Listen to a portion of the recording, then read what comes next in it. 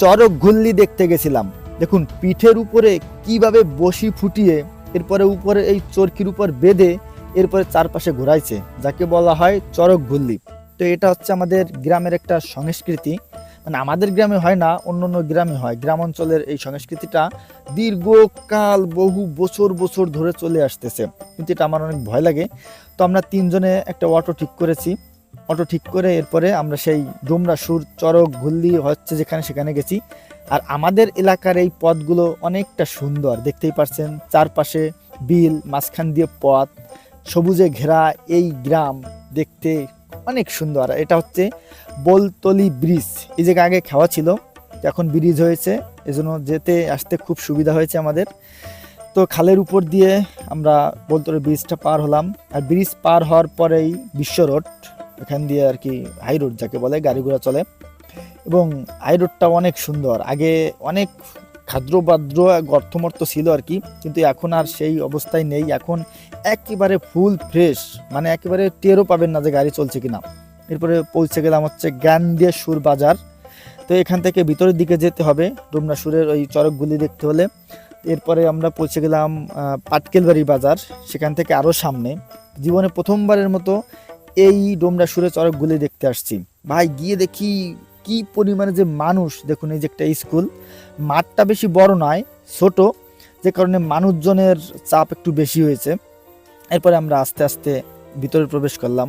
যত ভিতরে প্রবেশ করতেছি ততই দেখি মানুষের চাপ, কারণ সময় হচ্ছে আর মানুষ আসতেছে এবং অনেক ভিড় হচ্ছে, অনেক গরম, অনেক চাপ। এরপরে সামনের দিকে এগোতে থাকলাম, যেটায় ঘোরাবে চক্রটা, ওটাকে কি বলে আর কি, চরক গাছ, ওর উপর দিয়ে অনেকগুলো লাঠি বেঁধেছে, প্রত্যেকটা এক একজন করে মানুষ বেঁধে বেঁধে ঘোরাবে। তো হাঁটতে হাঁটতে আমরা সেখানে গেলাম।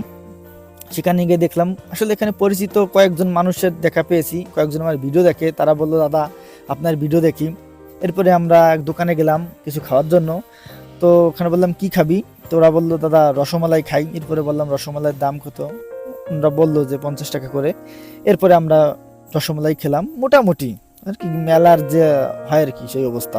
আর মেলায় যেগুলো ওঠে সেগুলোর কি বলবো, প্রতি মেলাতেই যেগুলো ওঠে এই মেলাতেও ঠিক সেগুলো উঠছে। এখানে যে একজন নাম লিখতেছিল, আরও অনেক দোকান এসেছে, সেগুলো আর দেখালাম না। এরপরে চরক গাছ ঘোরার আগে ওনাদের যে একটা মন্ত্র বলে আর কি, ওনারা লাল সুতো বাঁধলো সেই দড়িতে। এরপরে দেখলাম যারা ঘুরবে তাদের প্রত্যেকের পিঠে সেই বসি ফুটিয়ে রেখেছে। ভাই এটা দেখার পরে সত্যি আমার মানে খুব ভয় লাগছিল। দেখুন যে কিভাবে বসি ফুটিয়ে ঝুলিয়ে রেখেছে এদেরকে। একসাথে 8 জন মানুষ ঘুরবে, বুঝতেই পারছেন। আর এদের ভিতরে দেখলাম 2 জন মেয়ে রয়েছে।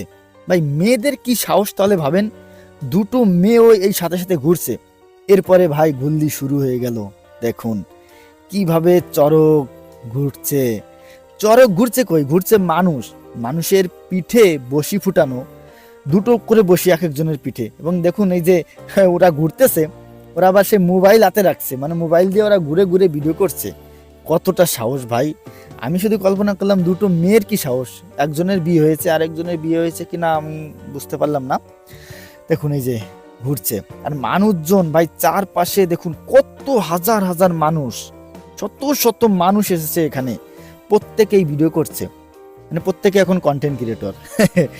আর এরা যারা ঘুরতেছে এদের ঘুরলি দেখে সত্যি অন্তরটা কেঁপে উঠতেছিল যে যদি কোনোভাবে ওই চামড়া ছিঁড়ে পড়ে যায় তাহলে কি হবে, বড় ধরনের বিপদ ঘটেই যেতে পারে। কারণ অত ওইভাবে ঘুরতেছে, ঘোরা অবস্থায় যদি চামড়া ছিঁড়ে ওরা পড়ে যায় তাহলে তাদের সাথে খুব খারাপ কিছুই হবে। কিন্তু ঠাকুরের আশীর্বাদে তাদের কোনো কিছুই হয়নি, তারা খুব সুন্দরভাবে ঘুরতেছিল এবং আস্তে আস্তে ঘোরার গতি বাড়তেছিল, মানে অনেক বেগে ঘুরতেছে। ভাই এটা দেখে সত্যি মনের ভিতরে একটা মানে অন্যরকম একটা অনুভূতি, এটা বলে বোঝাতে পারবো না। এরপরে ঘোরা শেষ, এরপরে আমরা জিলাপি কিনলাম, যে নিজেরা গাড়িতে গিয়ে খাওয়া নেই। এরপরে জিলাপি কিনে গাড়িতে আসলাম, গাড়িতে এসে জিলাপি খেলাম। এইভাবে আমাদের অনুষ্ঠান ঘোরাঘুরি শেষ হয়ে গেল। ভিডিওটি কেমন লাগলো অবশ্যই কমেন্টে জানাবেন। ধন্যবাদ সকলকে।